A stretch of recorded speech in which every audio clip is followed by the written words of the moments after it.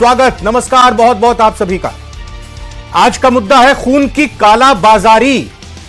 जी हां, रक्तदान को महादान कहा जाता है और रक्तदान को लेकर लोगों को प्रोत्साहित भी किया जाता है, क्योंकि खून, रक्त एक ऐसी चीज है जो अस्पतालों में हमेशा जिसकी डिमांड होती है, जिसकी जरूरत पड़ती है। और इसीलिए चाहे स्कूल हों, कॉलेजेस हों, अलग अलग संस्थानें हों, अस्पताल हों, रक्तदान शिविर का आयोजन करते हैं। लेकिन राजस्थान में तो खून का काला कारोबार चल रहा है। यह बात तब सामने आई जब राजधानी जयपुर के जोबनेर इलाके में नाकाबंदी के दौरान 250 यूनिट अवैध ब्लड पकड़ा गया। 250 यूनिट मतलब हमारे शरीर में 5 यूनिट खून की होती है, और जब हम खून डोनेट करने के लिए जाते हैं तो 1 यूनिट हमारी ली जाती है, मोटा माटी 450 मिलीलीटर वो 1 यूनिट होती है। तो कुल मिलाकर 250 यूनिट अवैध ब्लड की पकड़ी गई। साथ ही खून की तस्करी के आरोप में मकराना ब्लड सेंटर के टेक्निकल सुपरवाइजर समेत 3 लोगों को गिरफ्तार किया गया। इस खून को स्टोरेज मापदंड के बिना मकराना ब्लड सेंटर से सवाई माधोपुर के महादेवी ब्लड सेंटर भेजा जा रहा था। नागौर जिले के मकराना में पूर्व विधायक रूपाराम मुरावतिया के छोटे भाई की स्मृति में 25 जनवरी को रक्तदान शिविर आयोजित किया गया। आज इसी पर चर्चा करेंगे, 8 की फाइट इसी पर। पहले एक छोटी सी रिपोर्ट आपको।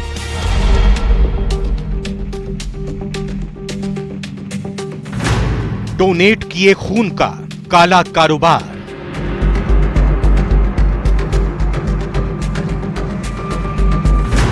$250 यूनिट के साथ पकड़े गुनहगार।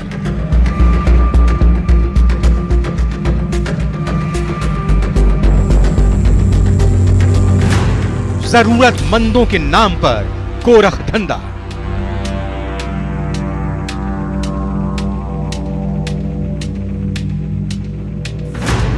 मंत्री विधायकों के भी खून का सौदा। ये खून का जो अवैध व्यापार हो रहा है, ये ब्लड बैंक जो खोली है जगह जगह, उसमें मैं 5-6 ब्लड बैंक, ऐसी ब्लड बैंक है जिनको जानता हूँ, जिन लोग कांग्रेस के नेता पार्टनर है। क्या दूसरे राज्यों तक फैला नेटवर्क?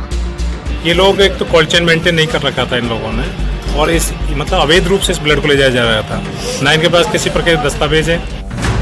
खून का कारोबार, कितने गुनहगार। इससे मैं आहत हुआ हूँ, मुझे दुख हुआ है। मैं समझता हूँ कि इस तरह की जो घटना हुई है, मेरे लिए, मैं तो कहूँ दोषी कोई भी हो उनको सख्त से सख्त सजा मिले। खून की कालाबाजारी। तो आपकी नाराजगी आ रही होगी सामने, गुस्सा आ रहा होगा कि आखिर जरूरतमंदों के लिए जो खून दिया गया, वीआईपीज की तरफ से भी खून दिया गया, मंत्रियों की तरफ से, विधायकों की तरफ से खून दिया गया, वो खून कहां जा रहा है? बिना वैध कागजातों के वो कहां भेजा जा रहा था?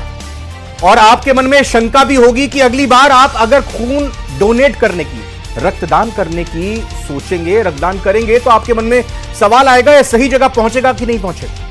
चर्चा करते हैं। 4 मेहमान हमारे साथ हैं। डॉक्टर राम प्रसाद जी, बीजेपी से, बहुत बहुत स्वागत डॉक्टर राम प्रसाद जी आपका। राजेंद्र आर्य साहब कांग्रेस से हैं, राजेंद्र आर्य जी बहुत बहुत स्वागत आपका भी। डॉक्टर मिथिलेश जैमिनी जी, वरिष्ठ पत्रकार, आपका स्वागत डॉक्टर मिथिलेश। और doctor Lokendra Sharma, senior professor हैं आप आरयूएचएस में। डॉक्टर लोकेंद्र शर्मा, आपका भी बहुत बहुत स्वागत। डॉक्टर लोकेंद्र, पहले हम डिबेट को और ओपन करें। सबसे पहले विस्तार से आपसे ही समझना, जानना चाहेंगे क्या प्रक्रिया होती है रक्तदान शिविर आयोजित करने की, और संदर्भ अगर ये जो मकराना में आयोजित हुआ था डीडवाना के, उसमें लॉयंस क्लब मकराना को जिम्मेदारी सौंपी गई थी। 10 टीमें बुलाई गई थी, 9 टीमें सरकारी थी, 1 टीम मकराना ब्लड बैंक नाम के प्राइवेट बैंक की थी। सर, किसकी लापरवाही, किसकी जिम्मेदारी? और जो पकड़े गए हैं 3 लोग, वो मकराना ब्लड बैंक से जुड़े हुए लोग थे। तो थोड़ा बताइए क्या प्रोटोकॉल होता है, और जो जो संस्थाएं इसमें जुड़ी हुई थी, और पूर्व विधायक रूपाराम मुरावतिया जी इसके आयोजन करता थे। एक तो मैं आपके माध्यम से आपको धन्यवाद देना चाहूँगा कि आपने, रविंद्र जी ने और आपके मीडिया ने इस चीज़ को एक जागरूकता कार्यक्रम जो हमारा बहुत पिछड़ा हुआ है, एक जो हीमो विजिलेंस प्रोग्राम, जो कि एक ब्लड बैंक को ट्रांसपोर्ट को लेके, ब्लड डोनेशन को लेके, ब्लड प्रोडक्ट को यूज़ करने को लेके उनकी पूरी गाइडलाइंस और एक बना हुआ है, ठीक है ना। तो आपको सबसे इम्पोर्टेंट चीज़ है कि इसकी जागरूकता किया जाना बहुत ज़रूरी है। जागरूकता नहीं है लोगों में, डॉक्टरों में, चिकित्सकों में भी जागरूकता नहीं है। अब मैं आपको हाल ही में बताना चाहूँ कि हमने अभी 25 और 26 जनवरी को एक कॉन्फ्रेंस का आयोजित किया गया। उसमें हमने जागरूकता कार्यक्रम का आयोजन किया गया। उसमें ये pharmacovigilance, haemovigilance, cosmetic product का कॉस्मो विजिलेंस हो गया, वैक्सीन का विजिलेंस होता है, AEFI है, ऐसे हर चीज़ की, ऐसे मेट्रो विजिलेंस होता है, मेडिकल प्रोडक्ट का, ऐसे बहुत सारे गवर्नमेंट ऑफ इंडिया के प्रोग्राम चलते हैं। लेकिन सबसे बड़ी बात यह कि आपको जान के आश्चर्य होगा कि चिकित्सकों में, स्टूडेंटों में इन चीज़ों की जानकारी नहीं है। अब जब चिकित्सकों में, स्टूडेंटों में की जागरूकता, जानकारी नहीं होगी, उनकी जिज्ञासा नहीं होगी, वो जानना नहीं चाहेंगे, तो आम पब्लिक कैसे जानेगी? तो क्या इसी का फायदा उठाया गया? मुझे ये बताइए, पूर्व विधायक रूपाराम मुरावतिया जी ने इसमें अपने भाई की लिए, उनके अपने भाई की याद में ये ब्लड बैंक आयोजित किया। ब्लड डोनेशन, मैं समझना चाह रहा हूं सर, इसी चीज को समझना चाह रहा हूं। लायंस क्लब मकराना को जिम्मेदारी सौंपी गई 10 सरकारी टीम और 1 मकराना ब्लड बैंक की प्राइवेट टीम। इसमें देखो, उन्होंने डोनेशन का कार्य किया, बहुत अच्छा कार्य किया। अपन डोनेशन कार्य को एक तरह से नेगेटिव नहीं ले सकते। ब्लड डोनेशन कार्यक्रम किया, अच्छा किया, ठीक है। ब्लड डोनेशन कार्यक्रम में कई सेंटर्स में ज्यादा ब्लड डोनेट हो जाता है, तो वो डेफिनेटली अगर वो ब्लड वहां काम नहीं आएगा तो दूसरी जगह शिफ्ट करेंगे। 2700 लोगों ने डोनेट दिया सर, 2700, 2700। एक पर्टिकुलर एरिया में डोनेशन अगर किसी अस्पताल में अच्छा हो गया तो जनरली क्या होता है कि दूसरे अस्पतालों में इधर उधर जरूरत होती है, तो ब्लड इधर से उधर शिफ्ट होता है। अब शिफ्ट होने के लिए नियम कानून कायदे हैं, उनकी जागरूकता होना जरूरी है। यही मैं आपको जानकारी देना चाहता हूं कि लोगों को जागरूकता नहीं है कि कोल्ड चेन कैसे मेंटेन करके लेके जाना है, कैसे डॉक्यूमेंटेड करके लेके जाना है। अब एक जगह से दूसरी जगह ब्लड प्रोडक्ट लेके जा रहे हैं। अब अरे डॉक्टर लोकेंद्र, हाँ बताएं सर। लायंस क्लब मकराना, इसको जिम्मेदारी दी गई, ये पहले भी इस तरह का आयोजन करती रही है। नहीं, वो तो देखो, तो इनको नहीं पता कि अगर एक्स्ट्रा यूनिट ब्लड की आ जाती हैं तो ट्रांसपोर्ट का क्या मोड हो जाना चाहिए? नहीं, ये तो देखो, जिस अस्पताल ने डोनेशन किया है, लायंस क्लब तो डोनेशन करवाने वाला है, ठीक है। मेन तो जिस अस्पताल ने डोनेशन किया है, ये जो चिकित्सक जो इन्वॉल्व हैं, ये उसके साथ जुड़े हुए जो ब्लड ट्रांसफ्यूजन डिपार्टमेंट होता है, एक आपकी जानकारी में मैं बताना चाहूँ, वही एक ब्लड ट्रांसफ्यूजन डिपार्टमेंट होता है, वो इस चीजों को मेंटेन करता है, वो इन चीजों की जानकारी रखता है। वो ही haemovigilance programme of India, जो गवर्नमेंट ऑफ इंडिया का प्रोग्राम है, उसकी पूरी जागरूकता करता है।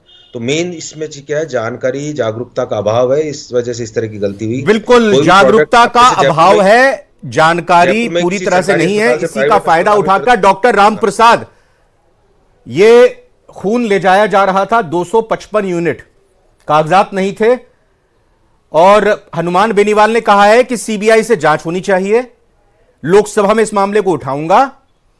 मंत्री मौजूदा राज्य सरकार के खून दे रहे हैं, बीजेपी के नेताओं की तरफ से आयोजन हो रहा है, और कांग्रेस के पूर्व मंत्री और कई नेताओं के ब्लड बैंक में साझेदारी है, पार्टनरशिप है, यानी कांग्रेस और बीजेपी दोनों पर ही वो आरोप लगा रहे हैं। कुल मिलाकर ये खून का धंधा बहुत बड़ा है, उनका साफ तौर पर यह कहना है।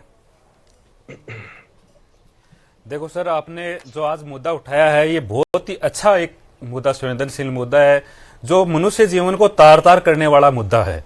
मैं आपको बताना चाहूंगा कि जो ये खबर 255 यूनिट का जो पकड़ा गया है, हमारी सरकार आने के बाद में ये पहला मुद्दा है कि पकड़ा गया है, लेकिन पकड़े गए जैसे ही चेकिंग करी तो नार्को गाइडलाइन के अनुसार एक गाइडलाइन प्रारूप बना हुआ है, उस प्रारूप के अनुसार ही एक ब्लड सेंटर दूसरे ब्लड सेंटर को ब्लड दे सकता है। यदि स्टेट से दूसरे स्टेट में ब्लड जाता है तो उस नार्को गाइडलाइन के according central national blood transfusion एवं स्टेट ब्लड ट्रांसफ्यूजन को पहले उनको डिमांड नोटिस आएगा। ठीक है, ये जो है मकराना यानी डीडवाना से सवाई माधोपुर ब्लड की 255 यूनिट लेकर जा रहे थे, सवाई माधोपुर जा रहा था। हाँ, सवाई माधोपुर जा रहा, लेकिन कागजात नहीं थे इनके पास। बिल्कुल कागजात नहीं थे इनके पास, कागजात नहीं थे। कागजात नहीं होने की वजह से जैसे ही वो 255 यूनिट ब्लड हमारे पास आया, उस ब्लड को जयपुरिया ब्लड बैंक में रखा, जो गरीबों के काम आएगा, एवं बाद में उन जो ब्लड बैंक थे, जो ब्लड बैंक से जा रहा था, उनको निलंबित किया है।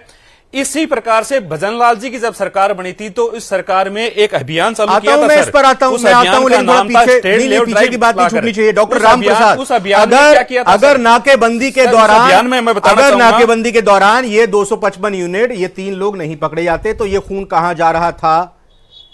और इससे पहले कितनी बार नाकाबंदी तोड़कर इस तरह के खून का ट्रांसपोर्ट हो चुका है। क्या यह गंभीर विषय नहीं है? क्या इसकी सीबीआई जांच नहीं होनी चाहिए? क्या लोकसभा में इस मुद्दे को हनुमान बेनीवाल उठा रहे हैं तो बीजेपी को इसमें समर्थन नहीं देना चाहिए? इससे पहले भी उत्तर प्रदेश से तार जुड़ चुके हैं जयपुर तक।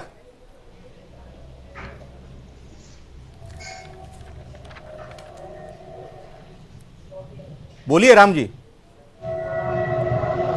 इस प्रकार की घटना सर 24 सितंबर 2021 को हुई थी, जिसमें निजी ब्लड बैंकों से खूनी कारोबार का खबर छपी थी। पत्रिका में सर 11/10/2021 को खबर छपी थी, जिसके अंदर 180 यूनिट यूपी में ले जाते हुए पकड़ा गया था। इस प्रकार की खबर आने के बाद जब सरकार भजन लाल जी की बनी तो पहला कदम यह उठाया कि यदि इस प्रकार का पूरे राजस्थान में एक ड्राइव चलाया गया सर, यदि ये ब्लड बैंक पूरे गाइडलाइन, नार्को गाइडलाइन का प्रारूप के अकॉर्डिंग गाइडलाइन पूरी नहीं कर रहे थे, उसमें 22 ब्लड बैंकों को हमने निलंबित किया है। 2 ब्लड बैंक राजस्थान के हैं जिनको निरस्त भी कर चुके हैं। डॉक्टर रामप्रसाद, इस प्रकार की घटना जो पहले से जनता ये जानना पहले से चल रही थी, जो प्रलोभन देकर के सर जो ब्लड जनता ये जानना चाह रही है, अविनाश गहलोत ने खून दिया, अनजान व्यक्ति के जहां विजय सिंह चौधरी राज्य मंत्री ने अपना ब्लड डोनेट किया, किसी उम्मीद के कारण से ब्लड दिया वहां पर प्रलोभन देने लगे थे blood bank, private blood bank. अरे सुन तो लीजिए, राजस्थान में जैसे अगर ये नहीं पकड़े जाते 255 ले जाने वाले को बिल्कुल बंद कर दिया गया। अरे मेरी तो सुन तो लीजिए, जवाब इसका तो दीजिए सर। अगर ये नहीं पकड़े जाते, अगर ये नहीं पकड़े जाते, इनकी मंशा क्या थी, इनकी नीयत क्या थी? क्या वाकई में अगर इनको ये नहीं पता था कि कागजात की जरूरत है, फिर तो कोई फायदा ही नहीं है, फिर तो कोई सवाल ही नहीं है, मुद्दा ही नहीं है कोई। अगर इनको पता था सब कुछ, अगर इनको पता था सब कुछ, तो फिर ये कहां बेचने के लिए जा रहे थे? लीपापोती कर रहे हैं, पर्दादारी कर रहे हैं क्या? ये आपने बहुत अच्छा पॉइंट बताया है। इससे पहले हमने पूरा एक अलग से टीम बना करके इस पे कार्रवाई करने के लिए, पूरी बात करने के लिए पूरा कि कौन कौन जागरूक टीम होनी चाहिए, उसका भी एक अभियान चलाया जाएगा। जैसे अभियान हमने ड्राइव अभियान चालू किया था। मैं इसकी बात कर रहा हूं, आगे क्या होगा, पीछे क्या हुआ, मैं तो अभी जो हुआ है उसकी बात कर रहा हूं आपसे। उसी के अनुसार अब जो ये तीनों पकड़े गए हैं, उनको सख्त कार्रवाई होगी, इनका ब्लड बैंक निरस्त होगा और निलंबित होगा, और एवं कानूनी कार्रवाई ड्रग अकॉर्डिंग के अनुसार लाइसेंस निरस्त होगा, यह पक्का होगा, एवं कानूनी ड्रग एक्ट के अनुसार इनके ऊपर कानूनी कार्रवाई करने का भी कार्रवाई करेंगे। राजेंद्र आर्य जी, लाइसेंस निरस्त होगा इन ब्लड बैंकों का? गाज ये वाकई में छोटी मछलियां ही हैं या बड़े मगरमच्छ हैं जिन पर गाज गिराने की बात कह रहे हैं, कार्रवाई की बात कह रहे हैं? और हनुमान बेनीवाल ने तो कह दिया है कि भाई ब्लड बैंक में कांग्रेस के पूर्व मंत्रियों की सांठगांठ है, पार्टनरशिप है, कमाई का बढ़िया धंधा है। देखिए रविंदर जी, जहां तक इस खून के काले कारोबार की बात है तो निश्चित रूप से ये बहुत ही चिंताजनक और शर्मनाक बात है कि खून का कारोबार भी कुछ लोग करते हैं, क्योंकि रक्तदान, महादान, जो स्वैच्छिक रक्तदान को जिस तरीके से हम प्रोत्साहित करते हैं, और उसके बाद में ये देखना चाहिए कि खून किसी लेबोरेटरी में या फैक्ट्री में नहीं बनाया जा सकता। खून तो व्यक्ति जब दान करेगा तभी किसी की जान बच सकती है। तो रक्तदान एक जीवन दान देने जैसा है। अब लेकिन सवाल यह उठता है कि ये सरकार जब से 1 साल से अधिक का समय हो गया, इस सरकार का ग्रोस नेग्लिजेंस सामने आ रहा है, बड़ी लापरवाहियां सामने आ रही है। अस्पतालों के अंदर आप देखेंगे तो एसएमएस अस्पताल के अंदर एक कुत्ता मानव का पंजा चबाए हुए घूम रहा था। अस्पताल के अंदर गलत खून चढ़ाने से एक सचिन शर्मा नाम के एक युवा की मौत हो जाती है। कैंसर इंस्टीट्यूट के अंदर एक बच्चे की चूहे के कुतरने के कारण मौत हो जाती है। डॉक्टर्स की मौत हो जाती है डेंगू के दौरान। जिस तरीके से हमने मौसमी बीमारियों का स्क्रब टाइफस हो, चाहे डेंगू हो, चाहे डिप्थीरिया हो, चाहे टाइफॉइड हो, इसके अंदर हमने देखा सरकार की पूरी तरीके से लापरवाही सामने आई थी। सरकार स्वीकार करते हैं आप इस आरोप को? सुन लीजिए ना, इसका आप खुलासा कीजिए। मैं तो आपको चुनौती दे रहा हूं, मैं तो हनुमान जी को, हनुमान बेनीवाल को चुनौती दीजिए ना कि राजस्थान उन्होंने सवाल उठाए, उन पे मानहानि का दायर करवाए जिनके लिए बोल रहे हैं। मैं आप जवाब दीजिए। उन्होंने आरोप लगाए, हम तो आपसे काउंटर रिएक्शन मांग रहे हैं, आप हमसे सवाल कर रहे हैं। मैं काउंटर रिएक्शन कह रहा हूं ना, आप नाम जाहिर कीजिए। मैं यही तो कह रहा हूं ना, लेकिन राजस्थान के अंदर जो चिकित्सा व्यवस्थाएं बदहाल हुई है, जिसके तहत डॉक्टर्स भी सुरक्षित नहीं है। आपको डॉक्टर ज्योति मीना का पता होगा, दौसा के अंदर डेंगू से मौत हो जाती है। आज के अंदर की बात कीजिए और ये बताइए कि खून डोनेट किया गया जिस पूर्व विधायक ने कार्यक्रम आयोजित करके जिसमें मौजूदा मंत्रियों ने भी खून दिया, अब वही खून अगर पकड़ा जा रहा है तो इसमें क्या रविंदर जी, गलती और कमी आपको नजर आ रही है? आपने सुना नहीं ना, इससे बड़ी लापरवाही आपको क्या नजर आएगी कि जहां पे राजस्थान सरकार का मंत्री ब्लड डोनेट कर रहा है, वहां पे ये खून का गोरख धंधा चल रहा है। तो आज देखिए ना, सरकार की बुरी तरीके से लापरवाही है। चाहे निःशुल्क दवा योजना दम तोड़ रही है राजस्थान में, चिकित्सा व्यवस्थाएं दम तोड़ रही है, मंत्री जी को कुछ पता नहीं है। मंत्री जी के ओएसडी को एक कार्यकर्ता बुरी तरीके से लताड़ता है, उसके अंदर वीडियो वायरल हो जाए, ऑडियो वायरल होता है। तो आज मुझे एक बात बताइए ना, 300 से अधिक ऑक्सीजन प्लांट धूल फांक रहे हैं। आप मुझे बताइए ना, 300 से अधिक दवाओं के जो कॉन्ट्रैक्ट होने थे सितंबर 2024 तक, अब तक नहीं हुए। सरकार कर क्या रही है? यह सरकारी विफलता का जीता जागता परिणाम है, मतलब प्रमाण है कि आज मैं आपके चैनल के माध्यम से ब्लड डोनर्स जो क्लब हैं या जो लोग करवाते हैं, उनसे मैं ये अपील करना चाहता हूं कि यथासंभव वो सरकारी जो ब्लड बैंक हैं या सरकारी अस्पताल के तहत जो ब्लड बैंक संचालित किए जाते हैं उनको दे, क्योंकि वहां पर गरीबों का इलाज होता है। लेकिन यह सरकार हर वक्त निजीकरण को बढ़ावा देने का काम करती है। डॉक्टर रामप्रसाद, इसका जवाब दीजिए और जवाब इस बात का भी दीजिए कि अगर ये मामला नागौर से सामने आ रहा है, इकबाल खत्म हो चुका है भाई ये तो गृह जिला है, नागौर डीडवाना तो खुद स्वास्थ्य मंत्री का, चिकित्सा मंत्री गजेंद्र सिंह खीवसर का, कम से कम इस जिले की तो देख लें। इसीलिए मैं बताना चाहूंगा कि इन्होंने बातें तो गिना दी जोश जोश में, इनको ये तो पता नहीं, मैं तो आपसे कह रहा हूं, चुनौती दे रहा हूं, चिकित्सा व्यवस्था सुधार लीजिए। आज के देश के अंदर इलाज नहीं मिल रहा है, 73 साल के बुजुर्गों को अस्पताल में इलाज नहीं मिलता है। मैं सवाल करता हूं इनसे कि इनकी सरकार होते हुए क्या कार्रवाई करी आप लोगों ने? इनकी हमारी सरकार मैंने पूरे देश के अंदर इनकी सरकार आने के बाद में पूरे हॉस्पिटल में कवरेज में राजस्थान नंबर नहीं देता था, लेकिन आज में 750 बेड का चिकित्सा व्यवस्था दम तोड़ रही है, कोई इलाज नहीं। हमारी सरकार आने के बाद इस पूरी खबर में कहां झोल है, कहां लूप होल है, क्या किसी को बचाने की कोशिश हो रही है और क्या इस पर कार्रवाई होनी चाहिए, क्या रोकथाम होनी चाहिए? मिथिलेश जी, देखिए, सबसे इंपॉर्टेंट चीज यह है कि इस मुल्क में अगर खून के सौदागर मिलने लग गए हैं तो ये हम सबके लिए भयावह रूप है। दूसरी इंपॉर्टेंट चीज यह है कि प्राइवेट सेक्टर में जितने भी ब्लड बैंक चल रहे हैं वो किनके हैं, ये एक बहुत तहकीकात की दरकार है इसमें, क्योंकि इसमें इंपॉर्टेंट चीज है कि पॉलिटिकल इन्वॉल्वमेंट है।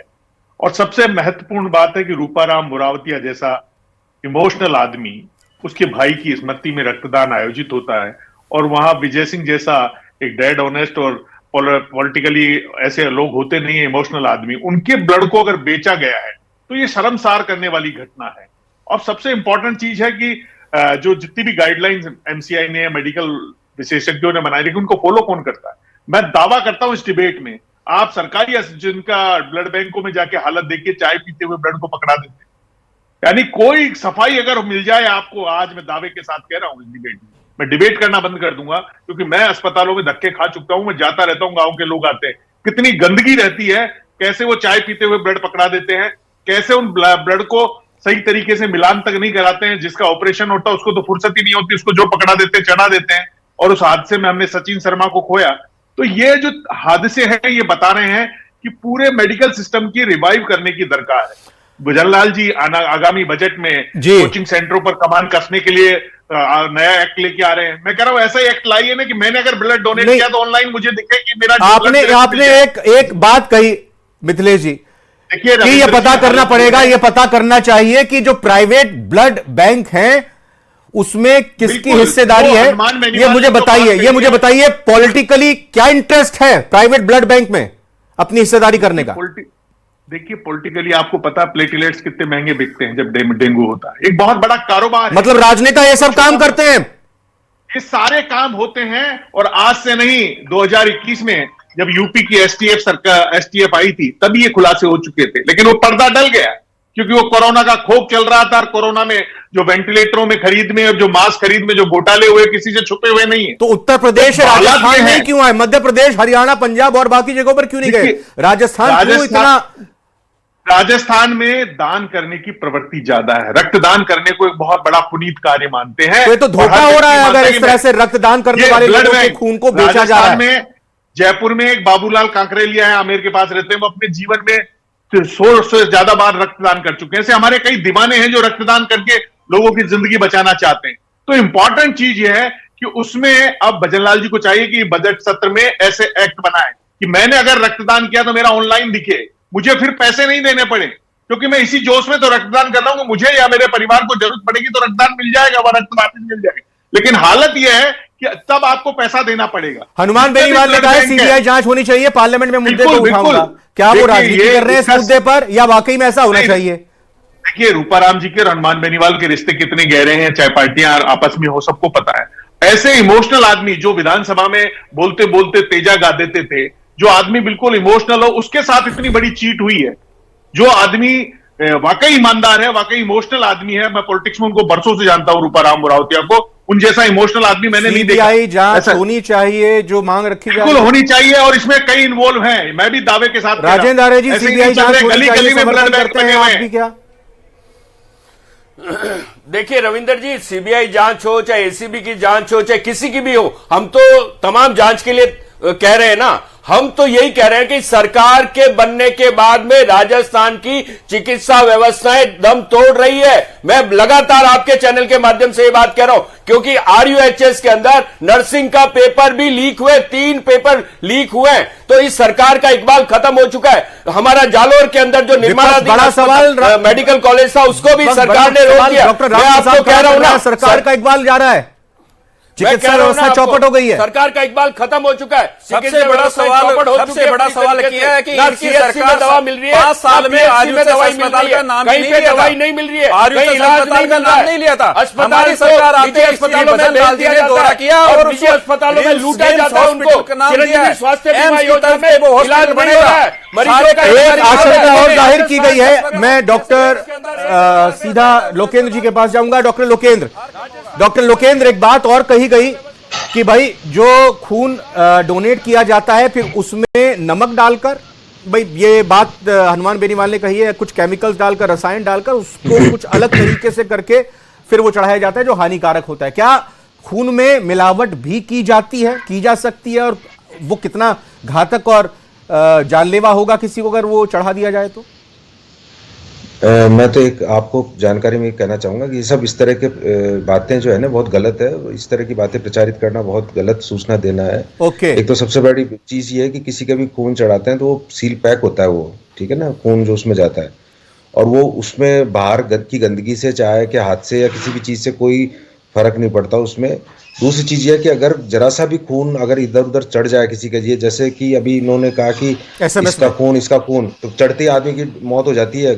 आपको इस चीज की जागरूकता करो, आप इस चीज की मत करो कि ये ट्रांसपोर्टेशन की प्रॉब्लम है। जैसे कोल्ड चेन मेंटेन नहीं कही, डेटा एक जगह ज्यादा खून डोनेट हो गया तो दूसरी जगह डेफिनेटली शिफ्ट किया जाता है। जांच इस चीज की होनी चाहिए कि वो पैसे लेके शिफ्ट हो रहा था या फ्री में शिफ्ट हो रहा था।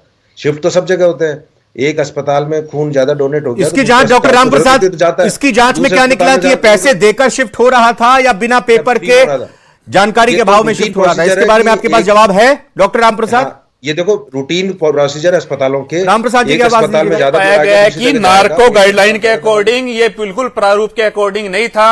इसका 255 यूनिट पूरा जब्त करके जयपुर, तो आप इस बात को क्यों नकार रहे हैं कि हमारी सरकार आने के बाद ये बेचने के लिए नहीं जा रहा था?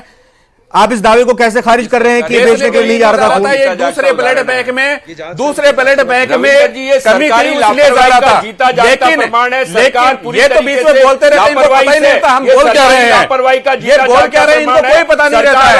इनके मंत्री कुछ नहीं कर रहे। बस एक संक्षेप टिप्पणी मिथिलेश जैमिनी जी, मकराना में कल आंदोलन भी होना है, मकराना में विरोध भी जताया जाएगा, कल प्रदर्शन होना है सर, इसी बात को लेकर।